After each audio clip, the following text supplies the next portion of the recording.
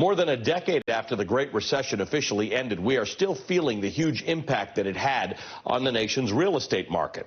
Remember that the recession began when the housing bubble burst in 2007. It took some time before the recession set in, but rising home prices had helped fuel this bubble. A large number of people who bought homes in the early and mid-2000s were unable to afford them under normal lending rules. So banks offered something called subprime mortgages for people whose credit was subprime, not as good as prime.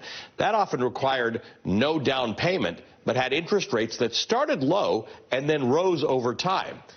Well, that was all fine until home prices started falling. People who had subprime mortgages saw their interest rates go up, and when they realized that their mortgage was larger than what their home was worth, many people walked away, leaving lenders with huge numbers of foreclosed homes. Now, for a group of Wall Street bankers and hedge fund titans, it was an opportunity to snap up large numbers of homes and buildings at cheap prices. And some of those people included several who are now in President Trump's inner circle, with some playing a key role in housing policy. Treasury Secretary Steve Mnuchin, Commerce Secretary Wilbur Ross, the president's son-in-law and senior advisor, Jared Kushner, Tom Barrack, who chaired Trump's inaugural committee, and the president's friend and Fox News host, Sean Hannity. In his book, Homewreckers, How a Gang of Wall Street Kingpins, Hedge Fund Magnates, Crooked Banks, and Venture Capitalists suckered millions out of their homes and demolished the American dream, Aaron Glantz, senior reporter at the Center for Investigative Reporting, takes a closer look at how they did it and how some people have started fighting back. Aaron joins me now. Aaron, thank you for joining me. Thank you for having me. Aaron, here's the issue.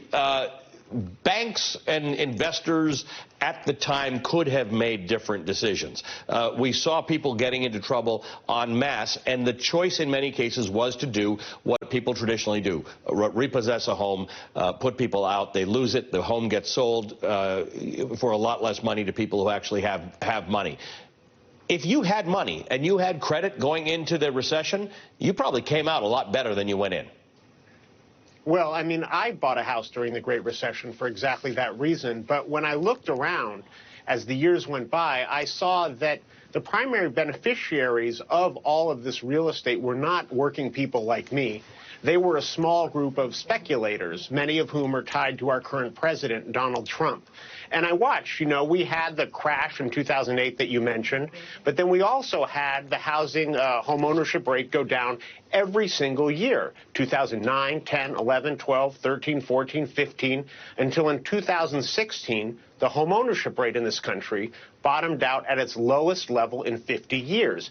8 million homes were lost to foreclosure, and they didn't all just disappear. So I wanted to know what happened to them, who benefited, and that's what led me to the Homewreckers. Talk to me about what conclusion you've come to about this. There are some people who lost their homes. Maybe they'll get them back one day. Maybe they'll be able to buy another house. But generally speaking, your equity disappeared in those cases. Did that just contribute to a more unequal society where rich people got richer and people who couldn't afford their homes just got out of the housing market? Well, we live in a country right now where the richest 0.1% is worth as much as the bottom 90%, the collective net worth, where we've not seen a wealth gap like this in 100 years. And in this country that we live in, where home ownership is basically the only way that working families can build wealth, we spend most of our money on things like transportation, clothing, health care. These expenditures just disappear. Only our housing dollars, which are 30–40% of our paycheck each week, it can either go to build our wealth or it can go to build the wealth of our landlord. And, you know, you talk about all the foreclosure, all the mistakes that were made in 2007 and 2006 and 2005. We need to look a little bit more at who stepped in to cash in and how the government helped them. And, you know, you mentioned Steve Mnuchin, our Treasury Secretary. He struck a deal with the FDIC after he got this failed bank called IndyMac, where we actually paid him and his group more than $1 billion as they foreclosed on 100,000 people, including 23,000 seniors. Now, we subsidized that. right? We subsidize this transfer of wealth. And now Steve Mnuchin, who benefited from these subsidies, he's in charge of regulating every American bank. And that's something we need to be talking about.